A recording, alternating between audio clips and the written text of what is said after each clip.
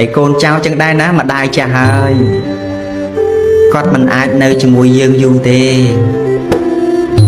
តែបន្តិចទៀតគាត់នឹងត្រូវឃ្លាតឆ្ងាយពីយើងនៅពេលណាមួយហើយដូច្នេះយើងជាកូនយើងជាចៅគូគប្បីបំពេញកាតព្វកិច្ចជាកូនឲ្យសមទៅតាមទូនាទីដែលខ្លួនត្រូវធ្វើបំរើទៅបាយទឹកនំចំណីនឹងនោះក៏អាវស្លៀកពាក់ថ្នាំកែរោគអីជាដើមហ្នឹងណាច្បាច់ដៃច្បាច់ជើងយកចិត្តយកថ្លើមគាត់លើកទឹកចិត្តគាត់ពេលកុំទៅច្បាច់ដៃច្បាច់ជើងយកចិត្តគាត់សម្លឹងឃើញអាម៉ាឡូហ្នឹងនោះ